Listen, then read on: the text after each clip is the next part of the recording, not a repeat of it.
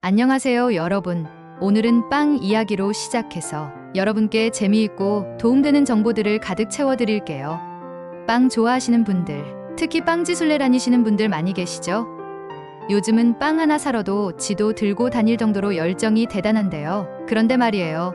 이 빵 시장에도 뭔가 기울어진 운동장 같은 게 있다는 거 알고 계셨나요? 자, 오늘은 빵 이야기와 세금 절약법, 그리고 그 뒤에 숨은 리스크까지 정감 있게 아주 쉽게 풀어드릴 테니 끝까지 집중해주세요. 먼저 우리나라 사람들이 빵을 얼마나 좋아하는지부터 살짝 볼게요. 한국인이 1년에 먹는 빵의 양이 무려 24만 톤이나 된다고 해요. 이걸 1인당으로 따지면 약 4.8kg, 빵 5덩이는 먹는 셈이에요. 대단하죠? 그런데 이 빵도 다 같은 빵이 아니랍니다. 우리나라 빵 시장은 크게 두 가지로 나뉘어요. 1. 제과점 빵, 독립빵집, 프랜차이즈 빵집에서 갓 구운 신선한 빵, 예를 들어 성심당이나 뚜레쥬르 같은 곳이죠. 2. 양산형 빵, 공장에서 대량으로 만들어 편의점이나 마트에서 파는 빵, 예전에 인기 많았던 삼립 크림빵 같은 거예요. 옛날에는 주로 양산형 빵이 주인공이었어요. 삼립 크림빵, 샤니빵, 기억나시죠?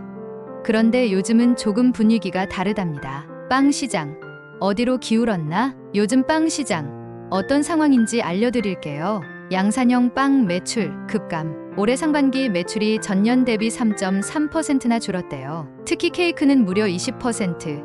사람들이 잘 안 사 먹으니 공장에서 만드는 양산형 빵은 점점 힘들어지고 있답니다. 제과점 빵 승승장구. 반면에 제과점 빵은 너무 잘 나가요. 성심당 케이크는 한 판에 4만 원이 넘는 데도 없어서 못 판대요. 사람들은 이제 단순히 빵 맛만 보는 게 아니라 고급스러운 비주얼, 분위기, 그리고 SNS에 자랑할 경험까지 보고 빵을 선택하고 있답니다. 양산형 빵, 어떻게 반격했나? 그렇다고 양산형 빵이 완전히 끝난 건 아니에요. 오히려 반격에 나섰답니다. 여러분, 연세우유 생크림빵 기억하시죠? 편의점에서 품절 대란이 날 정도로 대박이 났어요. 공장제 빵도 이렇게 고급스러울 수 있다는 걸 보여줬죠. 또 유명 빵집과 콜라보도 성공적이었어요. 예를 들어 성심당의 소보로빵을 편의점에서도 팔게 한 건데요. 제과점 빵 맛을 저렴한 가격에 즐길 수 있다는 아이디어가 통했답니다. 결국 양산형 빵은 차별화와 프리미엄화가 살 길이라는 걸 배운 거예요. 이제 빵 이야기를 살짝 옆으로 틀어볼게요.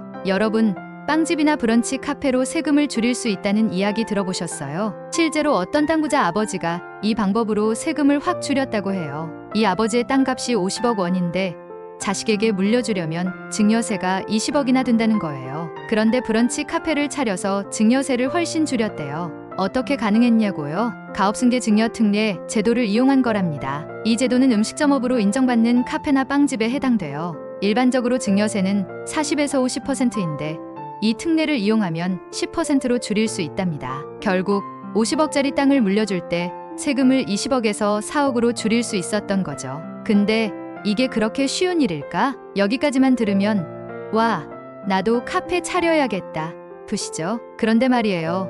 이게 절대 쉬운 일이 아니랍니다. 먼저 이 제도를 이용하려면 조건이 아주 까다로워요. 사업을 최소 15년은 유지해야 하고 자녀가 물려받은 후 3년 내 대표가 되어야 하며 사업을 계속 5년 이상 이어가야 한답니다. 그리고 중요한 점, 세금을 줄였다고 끝이 아니다는 거예요. 운영 리스크 15년 동안 사업이 꾸준히 잘 될 수 있을까요?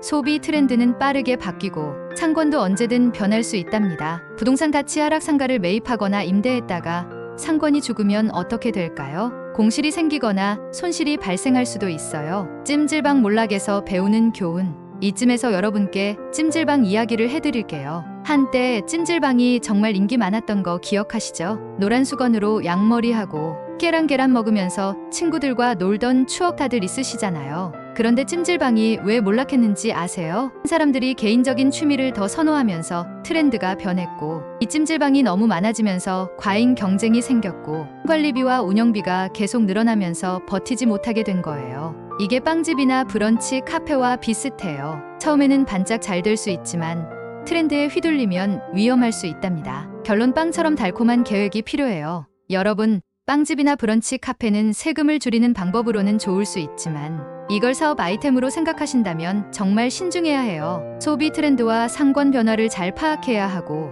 운영비, 유지비, 부동산 가치까지 꼼꼼히 따져봐야 한답니다. 무작정 세금 줄이겠다는 생각만으로 시작하면 찜질방 사장님들처럼 어려운 상황에 처할 수도 있거든요.